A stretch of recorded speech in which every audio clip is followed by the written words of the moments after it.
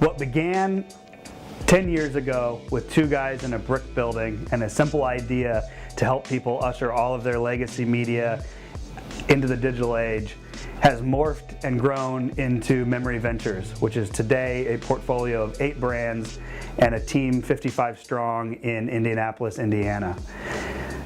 This series is all about our journey. We're on a journey to serve 1 million customers by the year 2020.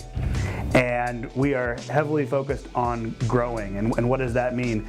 Growing means improving every day. That could be helping our employees improve, improving the customer experience, improving the way we do business, improving our portfolio of businesses. This series is all about that journey for us. We have a belief that if you come into work every day and you try to add value for your customers, you add value for your teammates, and you add value for your community, growing revenue and growing profits and the other more traditional business things have a way of taking care of themselves. So this year, as we're entering our 10th year in business, we wanted to create a web series to document what's happening behind the scenes.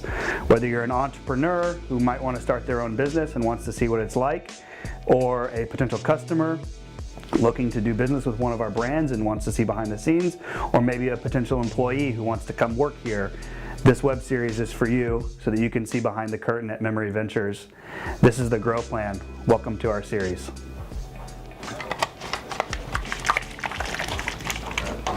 Go ahead, close it. Yeah, you can close it. I'll give you some background. Should I be in the shot? It doesn't matter. No? It's up to you. Okay. My job as our VP of Human Resources is to focus on our internal growth. So our employees providing an environment in which they can grow professionally, grow personally, provide an environment in which their work is meaningful to them, and also an environment built on trust. I know you, I think of you as a go-getter, just based on our first meeting. Mm-hmm. So I know you got it in you. Yep. So, and I think you've got a lot of great resources around just where you sit and your proximity, so and go and get it.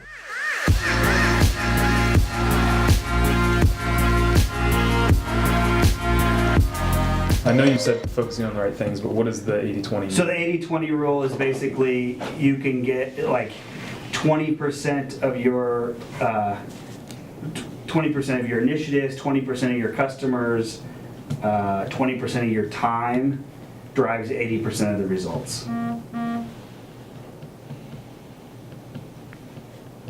So it's kind of this concept of like, let's focus on the right things, and if you focus on the right things with relatively low time, you can get better results. Mm-hmm. You know, it's like same principle applies to managing people, right? Like 80% of your time goes to the 20% of people who aren't doing what they need to be doing, right?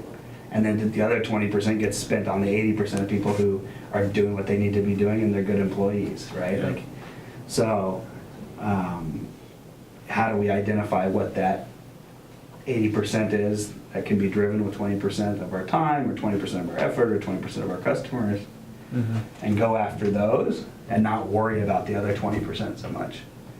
It's like, how do you eat the elephant? Or how do you eat the horse? Elephant. One bite at a time. Yeah, you can eat any animal. Why do they use horse or elephant? Nobody eats those animals. Because they're so overwhelming. Because they're huge. I know, You but take it one bite at a time. But you don't Why actually would eat you say them. cow? Like, Yeah, why wouldn't you say cow? yeah. Or what's the largest animal that we eat?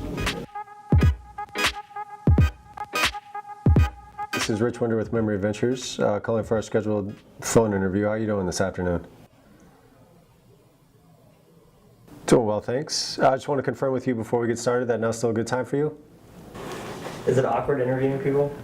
No, I'm so used to it. Like, you know, people are always nervous job interviews. So I've got a couple questions that I lead with to get them into the thinking part of their brain. Those kind of questions get them like talking about themselves, and like, you know, most people kind of loosen up when they start to talk about themselves.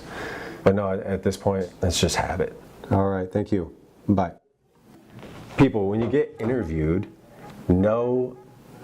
just have some self-awareness about yourself. I once had a candidate, asked her what her career goals were. She wanted to be a teacher for kids with special needs, which is great. That's very noble.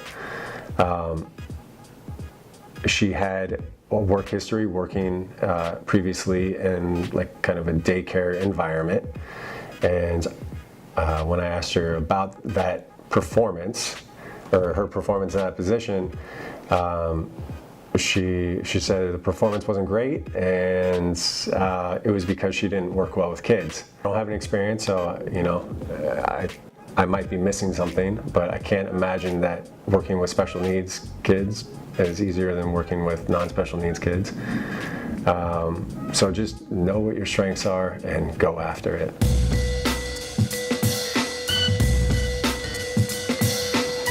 And then sharing some of the things that. All right. Let me go get them. No, it's fine. Oh, it's just water. Get that? All right. This is why you drink black coffee and tea with no kinds of creamer or sugar, because I spilled, wiped it up, and there's no sticky. Rich is rich. Yep.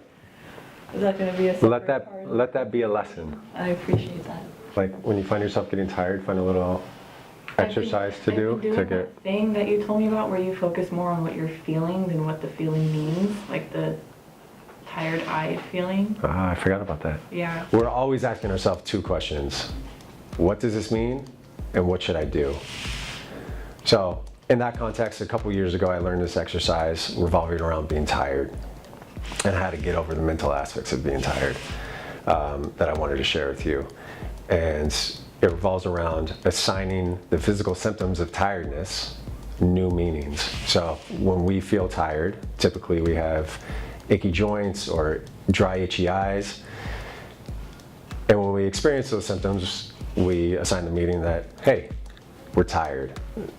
But through this exercise, you change the meaning of what that means, and you just acknowledge the feelings, the physical sensations for what they actually are, which is achy joints or dry, itchy eyes.